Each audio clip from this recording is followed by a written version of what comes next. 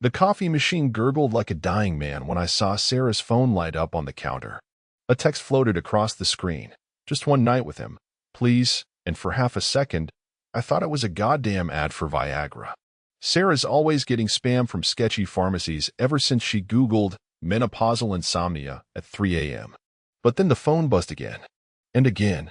3 pleads in a row, each more desperate than the last. I didn't touch it. Not because I'm some saint, but because the clock above the stove had stopped at 2:17, and I'd been staring at its dead face for 20 minutes, wondering why the hell Sarah hadn't fixed it yet. She's neurotic about time. Makes Emily set 5 alarms just to catch a noon flight. I poured my coffee black, same as every morning for 23 years, and that's when I heard Emily's voice slice through the hallway like a scalpel. Mom, he can't know. Not Dad. He. Like I was some landlord raising the rent. The mug froze halfway to my lips. Through the cracked kitchen door, I watched her shadow twist on the wall, a puppet show where I wasn't even the audience. Sarah's reply was a hiss. Keep your voice down. We'll talk at the... The garage door groaned open. Sarah's heels clicked toward me, all business in her pressed blazer, and that vanilla perfume she's worn since our honeymoon. Late for my spin class, she said, snatching her phone. Her thumb swiped left, deleting something before she tucked it into her purse. I almost laughed. Spin class. Sarah hasn't touched a Peloton since the Clinton administration. Take an umbrella, I said, nodding at the rain. Don't want you catching a cold. She paused, her smile tighter than a coffin lid. Since when do you care about my health? Since you started sweating through your silk blouses. I flicked a crumb off the counter. New deodorant's not cutting it, huh? Her knuckles whitened around her keys. That's when I noticed it, the edge of a receipt peeking out from her jacket pocket. Marriott, 2:17 a.m. Same as the clock. The garage door slammed. I waited until her Lexus purred out of earshot before climbing the stairs to Emily's room. Her door was locked. Since when? I pressed my ear to the wood and heard the wet click of a Zippo. Emily doesn't smoke. Dad? She yanked the door open, reeking of Bath and Body Works spray, the same shit she used in high school to hide vodka breath. Her eyes darted to the hallway behind me. What's up? Your mom forget her protein shake again? I held out the tumbler Sarah leaves on the counter every morning like some suburban breadcrumb trail. Emily took it, her nails, acrylics, $60 a pop, charged to my card, tapping the glass. She's doing keto now. Keto? I smirked. The woman who cried when Whole Foods stopped stocking Twinkies? A laugh burst out of her, sharp and nervous. Yeah, well, midlife crises, right? She moved to shut the door, but I caught the glint of her laptop behind her, a spreadsheet open, numbers in red. Bills? I asked, nodding at the screen. Just a project. She slammed the laptop shut. For psych class. Funny. Your tuition invoice last week said you dropped psych. Her face went pale as a cadaver. That's when my own phone buzzed, a calendar alert I'd forgotten to cancel. Annual marriage retreat, it said. Sarah had booked it 6 months ago. I left Emily sweating in her doorway and walked back to the kitchen. The clock still read 2:17. I reached up, twisted the battery cap loose, and found 3 Duracells inside, fresh, full charge. Sarah hadn't just ignored the broken clock. She'd staged it. The coffee turned to acid in my gut.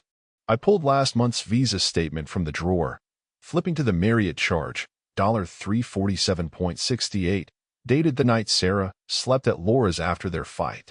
I believed her. Even sent Laura a fucking fruit basket for mediating. Now the receipt in Sarah's pocket, same chain, same hour stamped as my dead clock, burned a hole in my skull. I opened the junk drawer, rummaging for the GPS tracker I'd bought after my crew chief stole equipment last year. Small, magnetic, still in its package.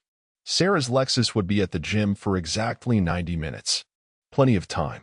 I grabbed my toolbox, whistling as I strolled to her car. The rain soaked through my shirt, but I didn't care. Under the rear bumper, I slapped the tracker next to her coexist sticker, the one she'd stuck over the dent from when Emily sideswiped a mailbox. Back inside, I opened the tracker app. A blinking dot showed her car parked at Lifetime Fitness. Then it started moving. Sarah's car rolled into the driveway at 12:04 p.m., exactly 93 minutes after she'd left. I timed it. Spin class my ass. She floated through the door humming La Vie en Rose, her gym bag suspiciously dry for someone who'd supposedly been drenched in sweat. I sat at the kitchen island cleaning my Sig Sauer, the one she'd begged me to sell after Sandy Hook. The gun oil smelled like betrayal. Jeremy. She froze, eyes locked on the disassembled barrel. What the hell are you doing? Maintenance. I didn't look up. You know how it is. Things fall apart if you don't take care of them. Her laugh came out shrill, like a tea kettle whistling. Since when do you clean guns at noon? Since the clock stopped working. I nodded at the dead 217 display. Had to find a new hobby. She set her bag down too carefully, like it held uranium. I waited. 3 breaths. 4. Then I struck. Emily's boyfriend texted you. Casual, like discussing the weather. Begging for a night together. That's progressive, even for you. Her left eyelid twitched, the same tick she'd had during Emily's custody hearing. Oh God, that. She pressed a hand to her chest, the diamond-eyed mind over time for glinting under the fluorescence. Per Tyler's been having family issues. He meant to text Emily, but I've been counseling him. You know how unstable his home life is. I slid the gun slide back with a satisfying click. Funny. Tyler's been in Belize since Tuesday. Lie. Beautiful lie. Emily showed me his Insta stories. Iguanas. Margaritas. Real family crisis material. Sarah's perfume soured as she leaned over me, her shadow swallowing the disassembled weapon. You're being paranoid. Again. Gasoline on the gaslight. It's that sleep apnea acting up. Dr. Simmons said stress would make you. I stood so fast my stool screeched. Her phone sat exposed on the counter, a black rectangle of secrets. Before she could blink, I snatched it. Let's ask Tyler then. Clear this right up. No. She lunged, but I pivoted, blocking her with my shoulder. The passcode hadn't changed, Emily's birthday. My stomach curdled as I opened messages. Deleted. All threads since yesterday. Not just erased, scrubbed with military-grade apps I didn't know she could operate. But there, in the corner of her Notes app, a single entry titled, Lunch Ideas. Meeting moved to 3 a.m. Bring cash. Don't trust Laura's guy. Sarah yanked the phone back, her trembling hands rattling the charm bracelet I bought her last anniversary. Satisfied, she spat. Or do you want to rifle through my tampons next? I stepped closer, breathing in the lie beneath her Chanel. You smell different. Quiet. Dangerous. New deodorant? What? She blinked. The gym. I tapped her dry tank top. No sweat stains. Must have found a miracle product. Her throat moved in a swallow.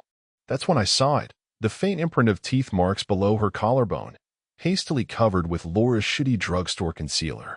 I'd recognize that orange undertone anywhere. Sarah only wears Armani. Emily chose that moment to barrel downstairs, her dogs clomping like a spooked horse. Dad, stop grilling Mom. Tyler's been texting me nonstop. Here, look. She thrust her phone at me, a thread of messages with a Belize area code lighting up the screen. I scrolled. Wow. He really loves ellipses. Every message littered with them. Miss you. Thinking about us. Call me. Amateur hour. See. Sarah's smile stretched like a rubber band. Just kids being dramatic. I handed the phone back, my thumb brushing the cracked screen protector, the same one Emily had accidentally shattered last month. Only now I noticed, the fracture pattern didn't match a drop. Someone had pressed too hard near the center. Like jamming a thumb during an argument. You're right. I smiled, all teeth. I'll order pizza. Extra mushrooms, your favorite. Sarah's nostrils flared. She hates mushrooms. Always has. But she nodded, squeezing Emily's shoulder too tight. Perfect. They thought they'd won. Let them. While they whispered in the living room, I slipped into my office and opened the router locks. Sarah's phone had connected to a VPN server in Zurich at 11:03 a.m. Odd, considering her spin class, Wi-Fi pinged from the Marriott 3 blocks over. But the real gem? Our Nest camera archives. I fast-forwarded through hours of empty rooms until 2:17 a.m. last Tuesday, the time stamped on the receipt. The footage showed Sarah tiptoeing downstairs, followed by Emily, handing her car keys. My fingers flew across the keyboard, accessing Sarah's iCloud from the password she'd written on our wedding invitation. Deleted messages flooded the screen. Laura's number. Coordinates. And one phrase repeating like a death knell. He can't know. I saved everything to a drive hidden in the ceiling vent, then pulled up our joint account. Three $500 Venmo transfers to Tyler_Belize420, an account created yesterday. Amateurs. The doorbell rang. Pizza. I grabbed a slice, biting into rubbery cheese as Sarah fake laughed at Emily's TikTok. Let them play house. My real work began now, with a visit to Laura's loan shark, a guy named Vinny who detailed my trucks every Thursday. Turns out, $500 buys more than a car wash. The GPS tracker led me to a Motel 6 off I-95, the kind of place where the ice machines double as meth labs. Sarah's Lexus gleamed in spot number 13 like a diamond in a dumpster. I parked my F-150 behind a rusted U-Haul, the stench of diesel masking my Armani cologne, Sarah's last anniversary gift to me. Classy. Through binoculars, I watched room 214. Sarah emerged first, clutching a CVS bag. Then Laura slinked out in leopard print leggings, her I Heart Atlantic City fanny pack bulging. They were arguing, but not about money. Sarah kept gesturing to her wrist, the same spot where her Apple Watch usually sat. Laura flipped her off, then tossed Sarah a keycard. I snapped photos, zooming in on Laura's neck. A fresh hickey bloomed beneath her choker, shaped like a crescent moon. Same pattern Sarah's teeth left on our headboard after too much Chardonnay. The wind shifted. Laura's cigarette smoke curled toward me, triggering a memory.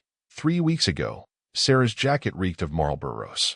Book club, she'd claimed. Never mind that Laura vapes watermelon crap. I adjusted the lens. Laura suddenly froze, her Botoxed forehead creasing.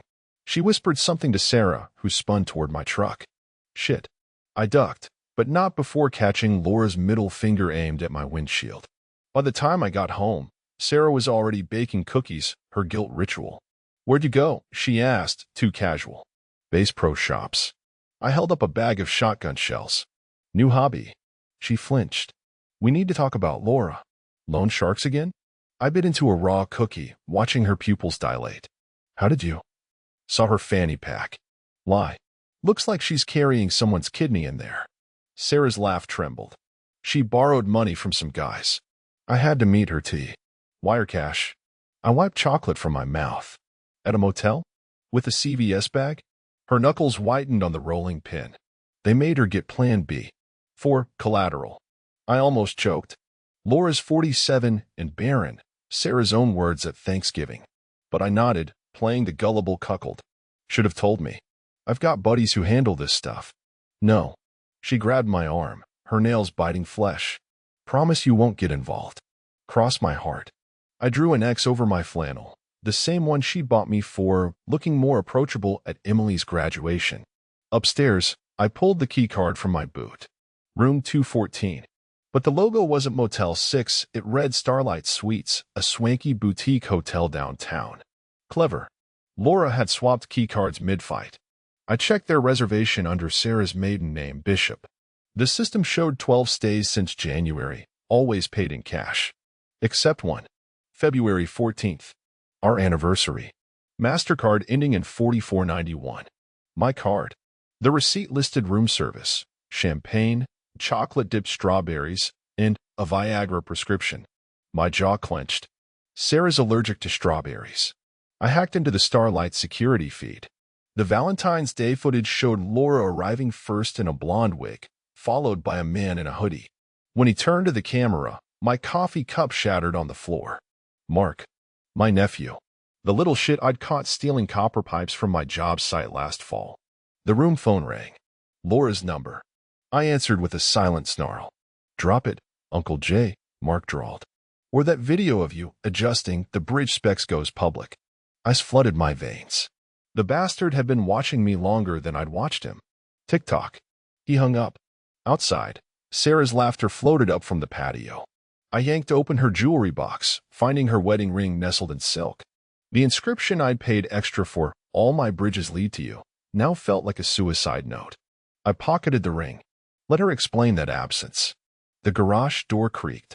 Emily's Prius rolled in, bumper plastered with new stickers, coexist and invest in love. Ironic, coming from someone laundering affair money. Dad. She bounded and holding takeout. Got your favorite, shrimp lo mein. I stared at the container. She'd forgotten I'm deathly allergic to shellfish. Thanks, kiddo. I dumped it down the disposal, smiling as her face fell. Let's order pizza instead. Extra mushrooms. Her forced laugh echoed through the house, a discordant symphony of guilt. I joined in, louder, until the sound curdled into something even I couldn't recognize. The checkbook felt heavier than a cinder block when I flipped it open. Sarah's loopy handwriting filled the ledger. $15,000. Emily's tuition. Except Emily's tuition cleared last week. I'd watched the payment hit the community college portal myself, right after she failed statistics for the third time. I waited until Sarah left for her yoga therapy read, nooner at Starlight Suites, before cornering Emily in the garage. She was repainting her bike, neon pink, like a middle finger to my classic Harley. Funny thing, I said, leaning against her Prius. Your tuition check bounced. Lie. Bank says we're short 15 grand. Her paintbrush froze. Mom said it was a glitch. Glitch. I tossed the checkbook at her feet. Like how our security cameras glitched during her Marriott dates? Emily's throat moved. She'd inherited Sarah's tell, the way her pulse hammered beneath that butterfly tattoo I'd paid to have lasered off twice. I don't know anything about. Bullshit. I kicked over the paint can. Neon pink pooled around her docks. You forged my signature on the car title last month. Notarized it at UPS. How's that Mazda treating Laura, by the way? Her face crumpled. Dad, I didn't want to. Lie? Steal? Funnel my retirement into your mother's fuckpad fund? I stepped closer, crushing the checkbook under my boot. Pick a sin, Em. She backed into the shelving unit, sending WD-40 cans clattering. That's when I saw it, the Ziploc tape behind the brake fluid. Fat stacks of 50s, banded with casino wrappers. The same purple strips I'd seen in Laura's fanny pack. Mom made me. Emily sobbed, snot mixing with mascara. She said you'd divorce her if you found out about the investment. I plucked a bill, rubbing the ink between my fingers. Funny. These smell like blackjack tables and regret. It's not gambling. She swiped at her face, smearing black streaks. A startup. Sustainable. Something. Mom said you'd never understand. I almost laughed. Sarah thinks sustainable means reusing gift wrap. But I let her babble about eco-friendly crypto, carbon-neutral NFTs, whatever buzzwords Laura had brainwashed her with. The Realtel was in Emily's pocket. A crumpled deposit slip from First National, timestamped yesterday, $15,000 cash. Account number ending in 4491, the same as Sarah's secret Starlight credit card. You're a shitty liar, I said softly. Just like your mother. She flinched. Good. Let it fester. I left her hyperventilating in the garage and stormed to my office. The hidden drive had everything now: bank transfers, security footage, even Laura's text about cleaning the cash through the brat. But the piece de resistance? The $15,000 withdrawal matched exactly what Laura owed Vinny's cousin for her failed teeth-whitening scheme. Sarah returned at dusk, reeking of Starlight's bergamot soap. Emily's locked in her room, she said, feigning concern. Did you two fight?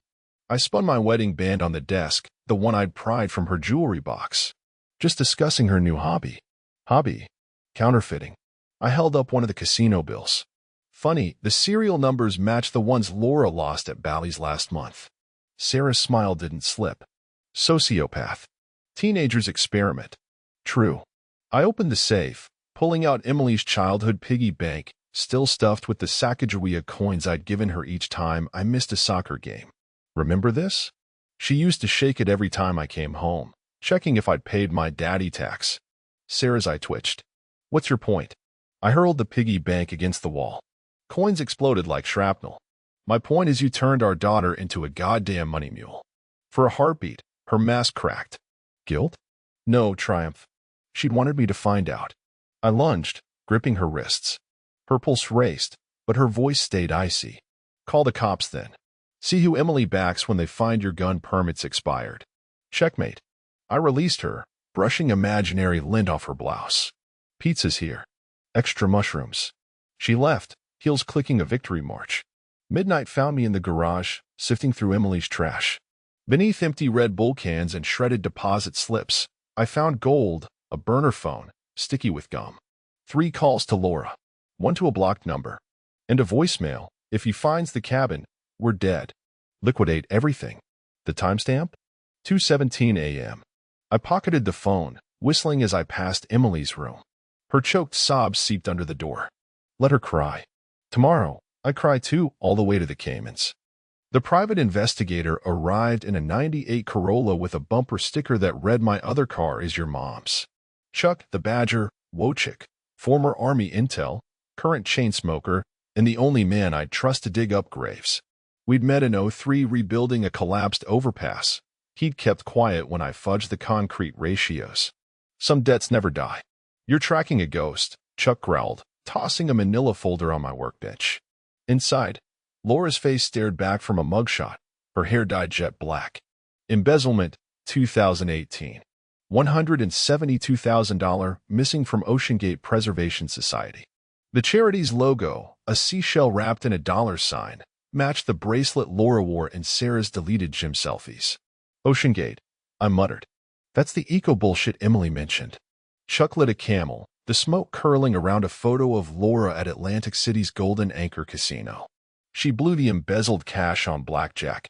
Got into deep with a pit boss named Vinny, not your car wash pal. Owes $15,000. Same amount your wife drained. The numbers lined up like nails in a coffin. But the kicker? A loan document signed by Sarah, notarized 3 days after our anniversary. Collateral, property at 1127 Pine Ridge Road.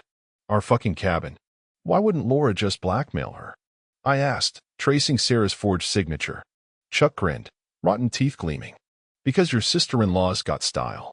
He slid over a USB drive labeled fishing trip. Dug into Laura's cloud. She's been collecting Sarah's performances. The video loaded. Sarah, backlit by Starlight Suite's tacky neon, laughing as Laura filmed. And that's how you fake an alibi. Sarah drunkenly waved Emily's student ID. Pro tip, always blame the kid. Ice crystallized in my veins. The timestamp, Emily's 16th birthday. The night Sarah volunteered at the animal shelter. Chuck coughed. Laura's been holding this over her. Sarah pays the vig. Laura keeps the vid. I ejected the drive, hands steady. Any copies? Just the ones in Vinny's safe. And the backup Laura mailed to herself. He handed me a crumpled parcel slip. Return address 1127, Pine Ridge Road. The cabin. Sarah's keychain jingled as she pulled in. Chuck vanished like smoke. I met her at the door, holding up the OceanGate bracelet I'd fished from her jewelry box. Laura lose this? Her smile faltered. Fundraiser gift. Why? Funny. Their tax filings say they dissolved in 2019. I dangled it over the garbage disposal. Guess it's trash. No. She grabbed my wrist, her breath sour with Starlight's free mints. It's sentimental. Like our cabin? I released the bracelet. It spiraled into the blades with a metallic scream. Sarah recoiled. You psychotic. Psychotics hiring Chuck Wojcik to track your sister's fiscal hygiene. I blocked her exit. Here's the math, sweetheart. Laura's debt plus your withdrawals equals a lifetime of you as Vinny's party trick. Unless. Her mascara bled. Unless what? I palmed the USB drive, pressing it into her trembling hand. You give Laura a message. That night, I watched the GPS tracker pulse at the cabin. Sarah stayed 4 hours. She returned with split knuckles and a black eye, clutching a hard drive. Laura's done, she whispered, avoiding mirrors. I kissed her forehead, tasting copper and defeat. Should have stuck to Twinkies. Upstairs, I slotted Laura's backup drive into my laptop. Not just Sarah's shame, footage of me adjusting bridge specs, Emily's forged checks, even my Sig Sauer serial number. Laura's insurance policy. I uploaded it all to Vinny's encrypted server, CCing the FBI tip line. Let them trace the crypto. The final clip made me pause, Sarah sobbing in Laura's arms after Emily's first DUI. I can't lose him, she wept. Laura stroked her hair. Then make sure he never looks. I deleted the file. Some knives cut sharper when kept sheathed. At dawn, a text buzzed from a blocked number. You win. For now. I screenshot it, sent it to Sarah's phone, and smashed my burner underfoot. Let her chew on that. Chuck's invoice arrived at noon. Paid in cash from Emily's hidden stash. The game wasn't over. But the board? All mine. The casino's goons came at 3 a.m. Professional courtesy, I guess. I watched from the porch swing, sipping bourbon, as Laura's Prius fishtailed down the street with 2 Escalades chewing her bumper. She didn't even pack. Just grabbed her Yorkie and a Louis Vuitton duffel stuffed with what I assume was cocaine and regret. Sarah found me there at dawn, her bare feet leaving ghost prints in the dew. Laura's gone, she rasped, clutching a burner phone with a cracked screen. Emily's garage special. I stretched, yawning. Vacation. You did this. Her whisper carried more venom than a rattlesnake strike. Did what? I pulled out my hearing aids, conveniently malfunctioning since last week. Speak up, Han. The cicadas are loud. She hurled the phone at my chest. It bounced into the azaleas, still lit with Laura's final text. He knows about the cabin. I pocketed the device, fingerprints intact. You should have told me you hated the Poconos. We could have bought a timeshare in Aruba. Her slap missed my cheek, but her wedding ring caught my earlobe. Blood dripped onto my John Deere shirt, the one she'd mocked as tractor chic. I grinned, licking crimson off my lips. Call the dogs off, she hissed. Or I swear to God. You'll what? Forge another loan. I tossed her the Prius key fob I'd lifted yesterday. Better hurry. Laura's got a 3-hour head start. Sarah's scream curdled the morning air. She lunged for the garage, only to find Emily blocking the door, car keys dangling from her shaking hand. Mom, stop. Emily's voice cracked. Dad's got cameras on the cabin. Click. The motion-activated recorder in Emily's hoodie pocket, a gift from me after her campus mugging, captured every strained breath. Sarah froze, a feral animal sensing the trap. What did you tell him? She demanded, advancing on Emily. Nothing. You just ruined everything. Sarah's hand flew up. Emily flinched, a reflex carved from childhood. I cleared my throat. Funny. Laura said the same thing when I leaked her blackjack stats to Vinny. Sarah spun, her robe gaping to reveal the Starlight Suites keycard tucked in her bra strap. Room 214, now a smoking crater thanks to my anonymous Yelp review. The cabin's empty, she lied smoothly. Just some old hunting gear. I pulled out my phone, cueing the security feed. Live footage showed the cabin's dusty interior and the glint of a MacBook charging under the bearskin rug. Laura's digital coffin. Emily, I said without looking up. Bring me the Coleman cooler from the garage. She hesitated, eyes darting between us. Sarah mouthed don't, but Emily obeyed, dragging over the dented red cooler we'd used for fishing trips. I popped the lid. Inside, a vacuum-sealed bag of Sarah's missing lingerie, 3 burner phones, and a notarized deed transferring the cabin to Laura's Shell Corporation. You hunt deer in lace thongs now. I shook the bag, a hotel soap bar clattering inside. Bergamot, Starlight's signature scent. Sarah lunged for the cooler. I kicked it shut, crushing her fingers. Her wail harmonized with the screen door's screech as Emily fled. Here's the play, I said, stepping over her. You've got 6 hours to empty the cabin. Anything left becomes Vinny's problem. She clutched her hand, tears dissolving her Botox. Why are you doing this? I knelt, pressing Laura's burner phone into her palm. Because you should have stayed loyal. The recorder captured her final whimper. We can't let him find out about the cabin. We. Not Laura. We. The bourbon turned to gasoline in my gut. I uploaded the audio to Vinny's cloud, attaching a Google Maps pin. Let him play connect the dots. As Sarah's tires screeched away, I texted Emily's hidden number. Bring the chainsaw. Time to remodel. The cabin smelled of mildew and betrayal. I bought this shack for Sarah after her miscarriage, back when we still believed in fresh starts. Now, the elk head I'd mounted over the fireplace watched me with glassy judgment as I sifted through the dresser.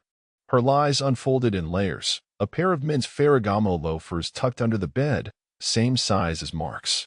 Receipts from the Oak Room dated every Thursday, Sarah's claimed book club nights. But the gut punch?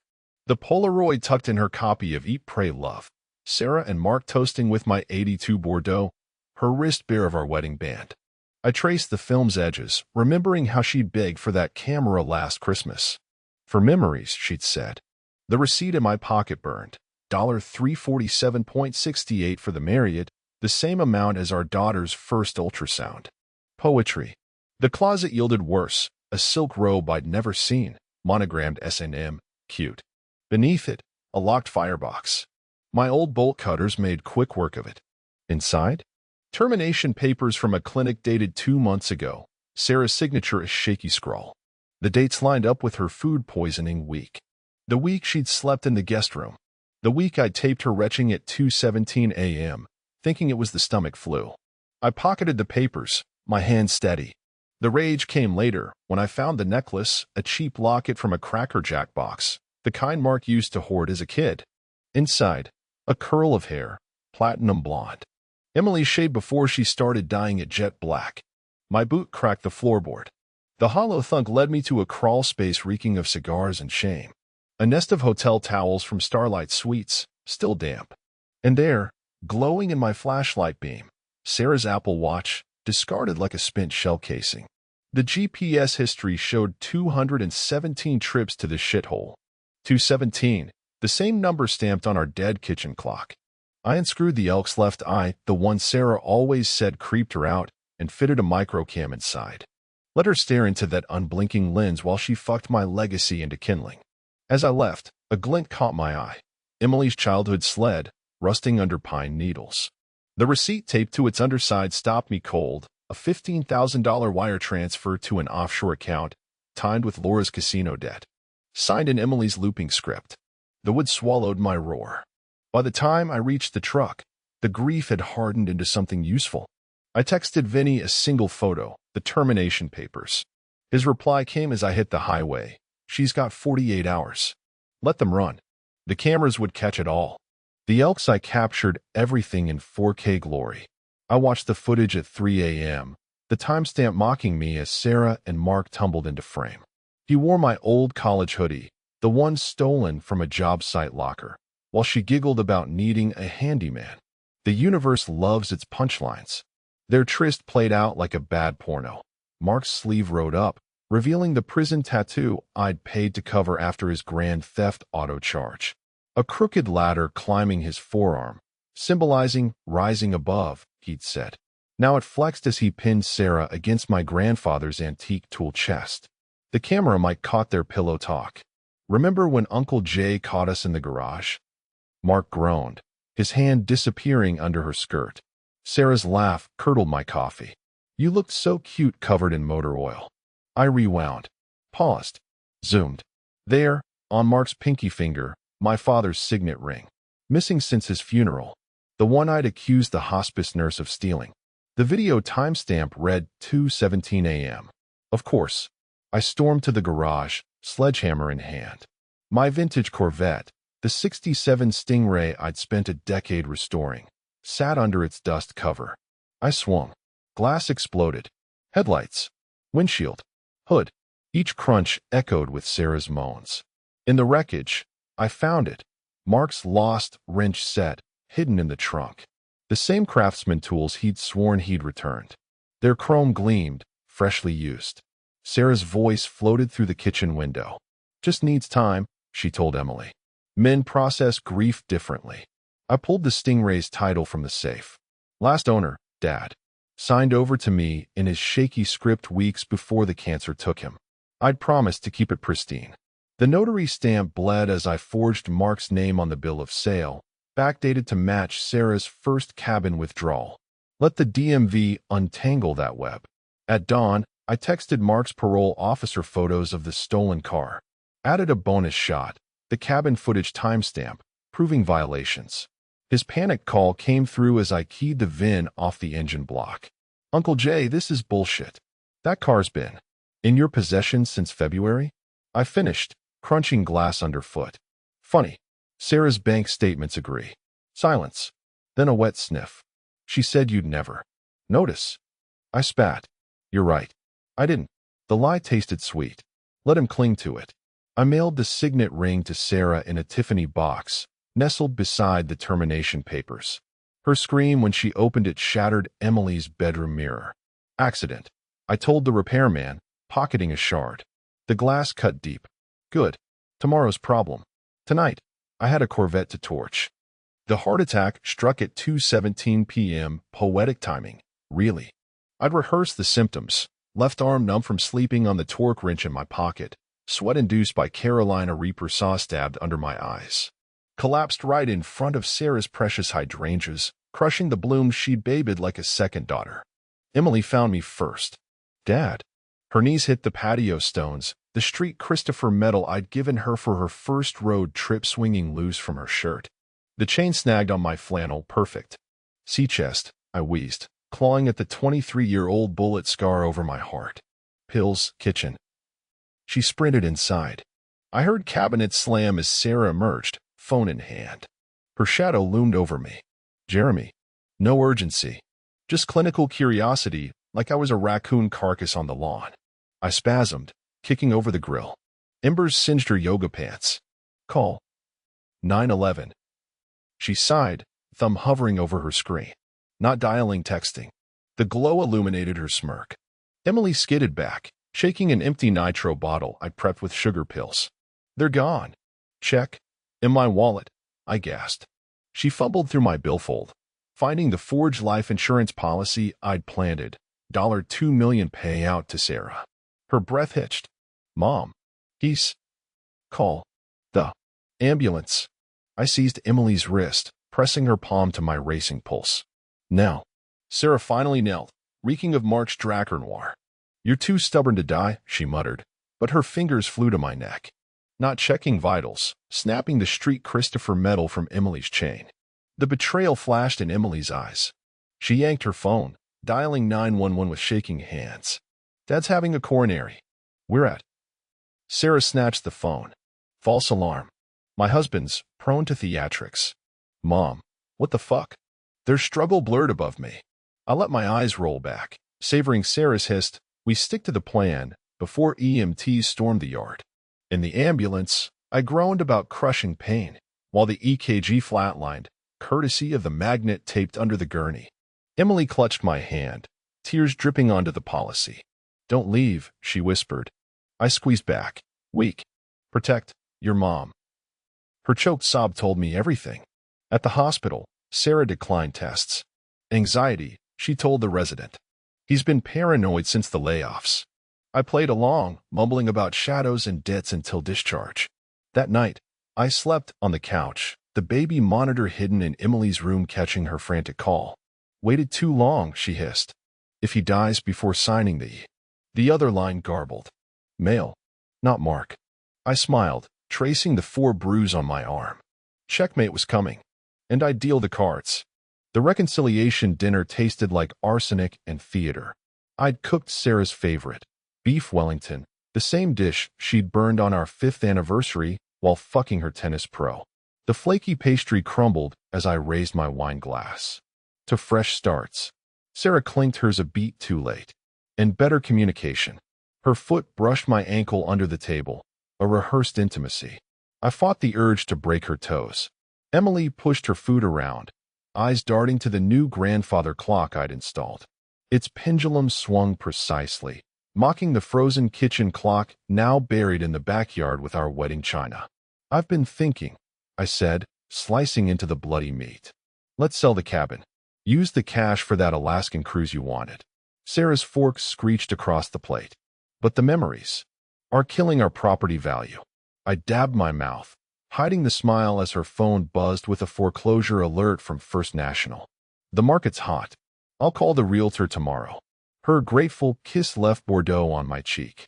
I let her taste the victory, right before excusing myself to check work emails. The safe room behind the laundry machines hummed with servers. Offshore account portals glowed on 6 monitors, each wire transfer masked as charitable donations. Sarah's beloved animal shelters bled $20,000 increments while I siphoned our life into Grand Cayman shell companies. The door creaked. Emily's reflection hovered in the security feed. I minimized the screens, pulling up Solitaire. Can't sleep? I asked as she lingered. Just glad you're better. Her gaze snagged on the framed photo of us at Disneyland. Her pigtailed grin smeared with cotton candy she'd later puke on Space Mountain. I rotated, blocking her view of the Bitcoin ticker on monitor 3. Me too, kiddo. Me too. Her hug felt like a mugger's embrace. I counted the seconds until she left, then resumed gutting our accounts. Laura struck at 3 a.m., her fist pounding the front door in Morse code for desperation. I greeted her in my bathrobe, shotgun propped visibly behind the umbrella stand. "You shriveled cock," she spat, mascara rivers carving through her spray tan. "Where's my cut?" I yawned. "Your funeral's Tuesday. Send flowers." She lunged, reeking of airport vodka. I sidestepped, letting her face plant into the foyer's new marble, paid for with her embezzled funds. "Sarah promised," she wailed, clutching a burner phone with my offshore account numbers. Half that came in cash for my silence. I crouched, pressing the shotgun barrel to her designer knee. "Your script's outdated." The TV blared to life behind us. Security footage played Laura's confession, recorded 2 hours prior in my lawyer's office, coerced by Vinny's brass knuckles and the IRS audit I'd triggered. Forced Sarah into the affair, Laura sobbed on screen, her real black eye mirroring the fake one I'd given her. The cabin, the loans, all me. Laura scrambled for the remote. I crushed her fingers under my boot. "Your Oscar clip's already en route to the DA." And Sarah. Her scream curdled as headlights swept the driveway. Sarah returning from her book club. I hauled Laura up by her extensions. "Choose. Flee or explain why your DNA's all over Mark's stolen Corvette." She fled through the doggy door, tearing her juicy couture on the flap's plastic teeth. Sarah found me brewing coffee, the shotgun back in its rack. Was that Laura's car? Jehovah's Witness. I stirred creamer, the same hazelnut swill she'd once spat in Mark's face during a fight. They're persistent this time of year. Her laugh sounded like a death rattle. "We should get matching tattoos. For our fresh start."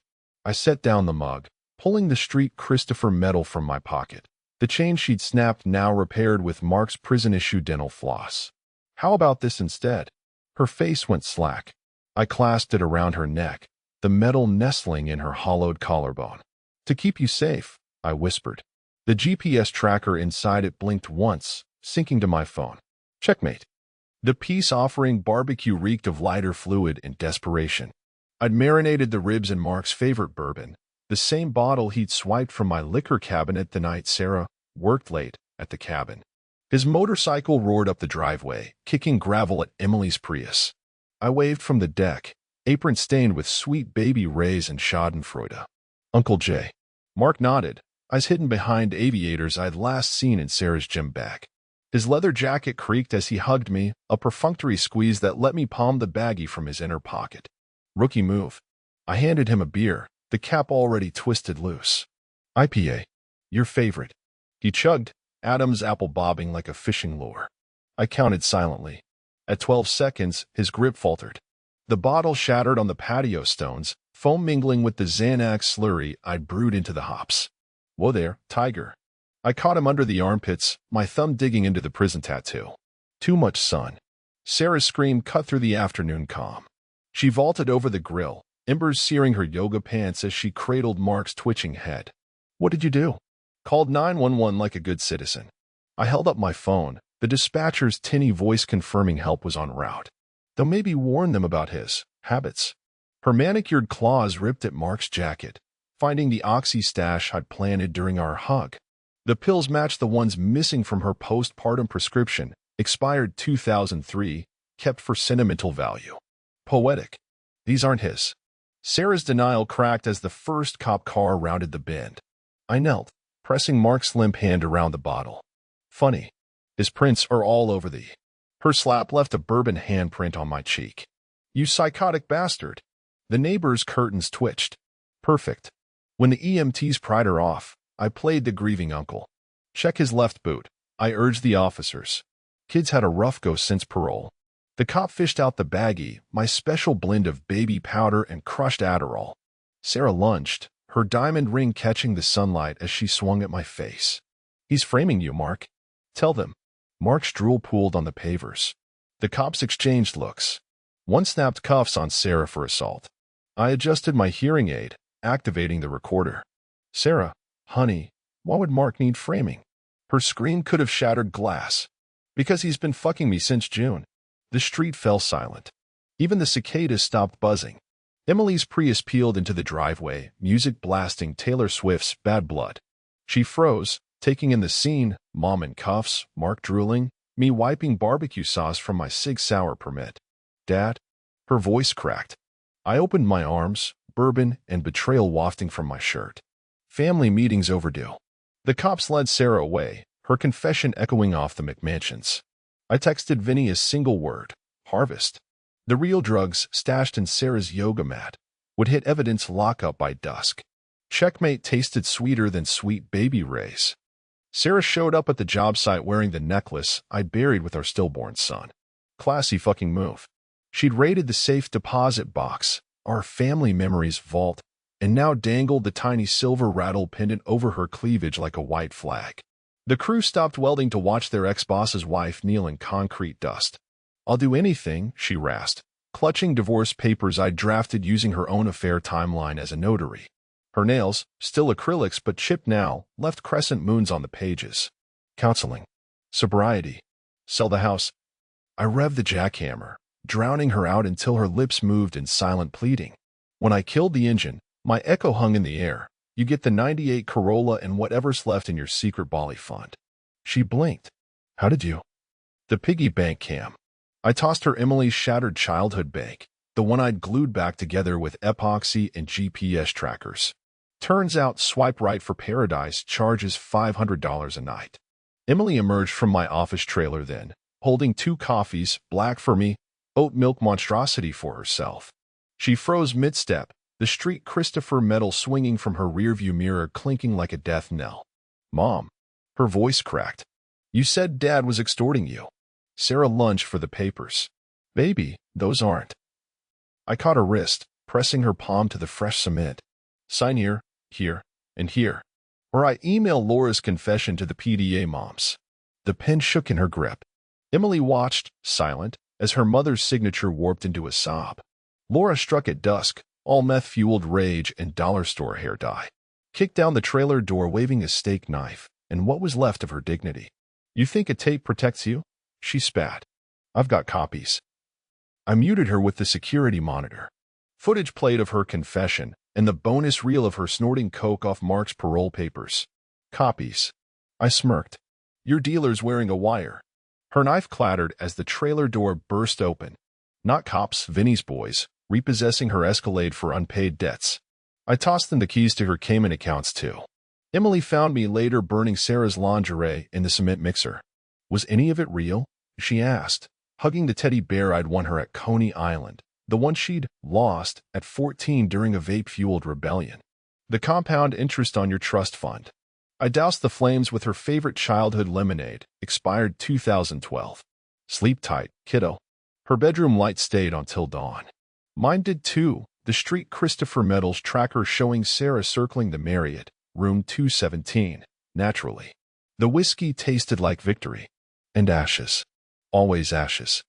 Part 13. Jeremy leaks Laura's confession to the police. Sarah's reputation crumbles. Emily discovers Jeremy's offshore accounts, realizing his ruthlessness. Emotional turn. Relief, guilt, defiance. Tension element. Emily's discovery risks unraveling Jeremy's plan. The USB drive slid into the police station's overnight drop box like a coffin into a crematorium. Laura's confession played on a loop inside. I forced Sarah into it. The loans, the affairs, all of it. Alongside bonus footage of her snorting lines off a Bible at the cabin. I'd wrapped it in Sarah's monogrammed handkerchief, the one she'd used to wipe Mark's bourbon spit off her chin. Poetic fucking justice.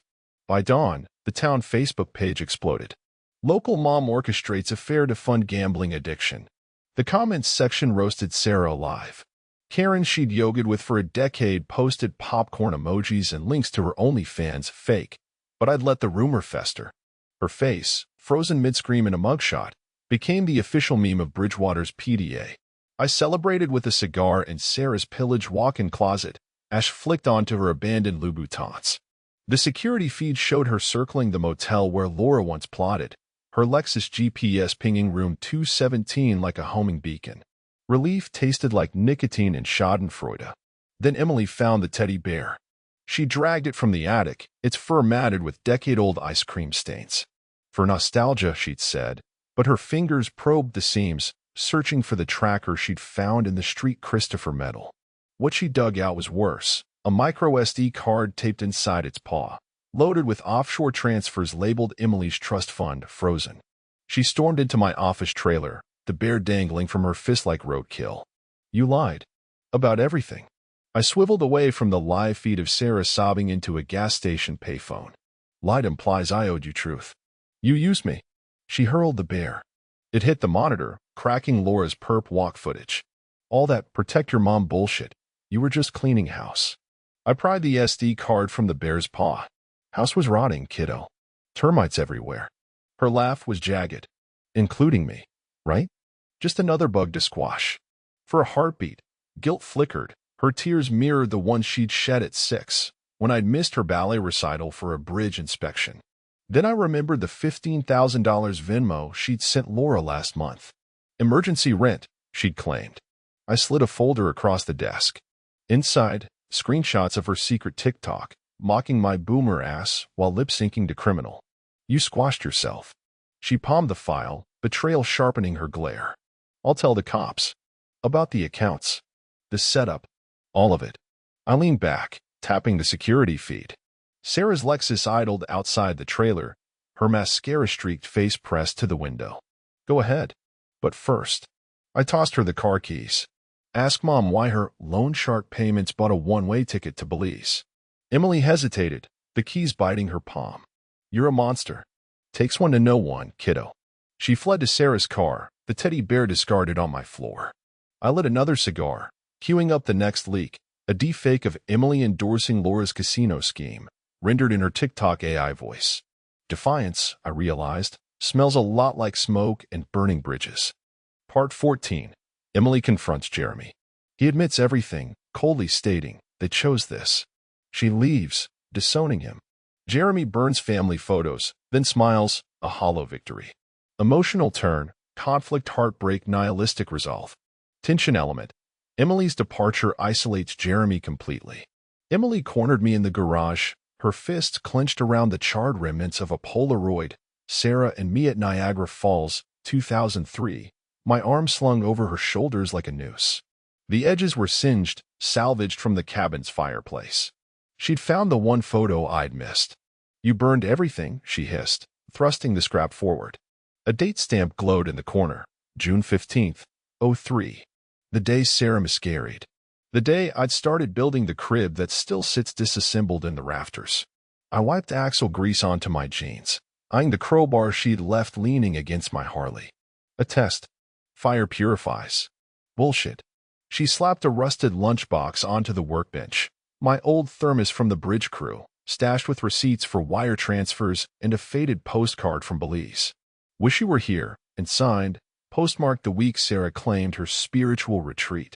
You set Mom up. You set me up. I pried open the thermos. Inside, nestled beside Laura's confession tape, was Emily's first baby tooth, a relic I'd kept to remind myself of softer times. Now it sat like a tombstone. You helped. Her sob echoed off the tool racks. I didn't know. You didn't ask. I flicked the postcard into the oil drum, watching flames lick Sarah's looping L in Belize. Funny. This matches the font on Laura's fake charity docs. Emily recoiled. That's her defense? Fonts. Foundations crack over less. I palmed the crowbar, testing its weight. You trusted a woman who lied about book club for 6 years. Forgive me for respecting your ignorance. She lunged, snatching the thermos. The baby tooth clattered to the floor. You're a monster. And you're a thief. I nudged the tooth with my boot. Check your Jeep's glove box. Her face blanched. She'd forgotten the baggie of Laura's Oxy she'd stashed there, the one I'd swapped with powdered sugar. You planted. I protected. I crushed the tooth under heel, the crunch louder than bones. Now the cops will find it during your routine traffic stop tomorrow. She backed toward the door, clutching the lunchbox like a shield. I'll tell them everything. They'll arrest you for the pills. Sarah for the cabin. Laura for existing. I smirked, cold as rebar in January. But sure, blow up your life. Prove me right. She fled, tires screeching like a dying animal. The photos burned slow. Our wedding album curled into ash, revealing a hidden compartment in the cover, a love note Sarah wrote me during our first separation. I'll fix this, it promised. I fed it to the flames, then reached for the crib's blueprint in the rafters. Beneath the pencil marks, Emily's childhood doodles covered the margins, stick figures of us holding hands. I'd framed the corner where she'd scribbled best dad ever. The match trembled in my grip. I let it fall. The blueprint blackened, smoke weaving through the rafters like the ghosts of promises kept. When the fire died, I unearthed the one relic untouched, a VHS tape labeled Emily's first steps. Inside, the final clip showed Sarah mouthing "I love you" to the camera, her hand resting on her flat stomach. I ejected the tape, snapped the reel, and smiled. Hollow? Sure, but still a smile. Part 15. The hospital fluorescence hummed like a deranged choir as I stood over Sarah's bed. Her wrists were mummified in gauze, the heart monitor's steady blip mocking the chaos she'd carved into herself. A stale bouquet of carnations wilted on the tray from the team at Starlight Suites. The card lied. Laura's handwriting. Sarah's eyes fluttered open, pupils dilated from whatever cocktail they'd pumped into her. Dreamy. Her tongue tripped over my name, slack from sedation. I leaned in, close enough to smell the antiseptic and regret. You missed the liver. My thumb grazed the bandages, pressing just enough to make her whimper. Amateur move. Her cracked lips moved soundlessly. A lifetime of lies, finally silenced. The nurse's station buzzed outside. I palmed the item I'd brought, a check for $1, scribbled on the back of our wedding invitation. Payment for one night, I'd written, circling the date of her first Marriott rendezvous. But the real twist was in the memo line: consulting fee, bridge demolition. Sarah's gaze drifted to the heart monitor, its rhythm spiking as I tucked the check beneath her untouched jello. Funny, I said. You hated lime flavor. Her hand twitched toward the call button. I caught it, lifting her hospital bracelet. The admission time glared back. 2:17. Fate's last laugh. Should have stayed loyal, I whispered, lips brushing the 4 bruise on her inner elbow. Could have spared us the cliches. A tear slid into her hairline. Not remorse, chemical leakage from dead emotions. I straightened, adjusting the street Christopher medal around my neck. The GPS tracker inside had gone dark 3 hours ago when Sarah's Lexus plunged into the river. A final gift from Emily, no doubt. At the door, I glanced back. Sarah's good hand clawed at the check, shredding it into confetti. A valiant effort, but the carbon copy was already en route to her divorce attorney. The parking lot swallowed me, asphalt glittering with broken glass and possibility. I keyed the ignition of my new truck, a Ford Raptor paid for with her Bali fund, and let the engine roar. Victory, I realized, smells like sterilized failure and diesel. But in the rearview, the hospital shrunk into a tombstone silhouette. My phone buzzed with a calendar alert. Emily's birthday, by Bear. I swerved into a ditch, vomit burning my throat. The emptiness, when it came, didn't hollow me. It was me. The grandfather clock I'd rigged to chime at 2:17 a.m. shuddered to life, its gears grinding like Sarah's Lexus in the river. I toasted it with Emily's teddy bear clutched in my fist, the whiskey sloshing over fur matted with motor oil and dried tears. The house reeked of silence and scorched photo albums, but I'd left the gas fireplace roaring, a pyre for the last shreds of my conscience. The bears remaining I tracked me as I paced. I'd sewn a camera into its socket after Emily left, but the feed died weeks ago. Now it just leaked stuffing from where she'd stabbed it with a salad fork. A fitting metaphor.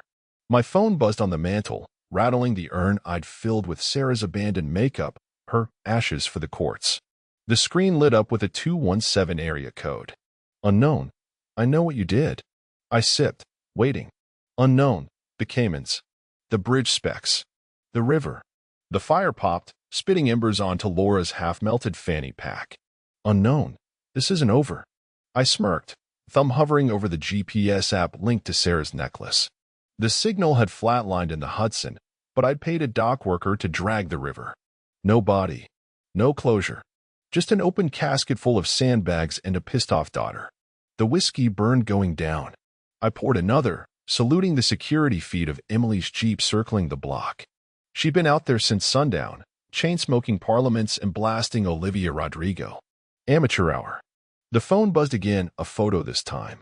Grainy, but unmistakable, Laura's Prius parked outside the cabin. The timestamp read 2:17. Unknown, come play. I drained the glass, then smashed it into the fireplace. The flames hissed, blue tongues licking at the shards. The bear hit the floor as I grabbed my keys. Not the Raptor, the '98 Corolla, reeking of Laura's menthols and paranoia. Under the passenger seat, I'd welded a compartment for the Sig Sauer and a gallon of diesel. The garage door groaned open. Emily's high beams blinded me, her silhouette rigid behind the wheel. I revved, watching her grip tighten on the crowbar in her lap. The phone buzzed one last time. Unknown. Bring marshmallows. I floored it, tires screeching over the check I'd left taped to the fridge. $1. Payable to Emily. Memo line. Final lesson. Let her follow. Let them all follow. The war wasn't over, but I'd built the battlefield.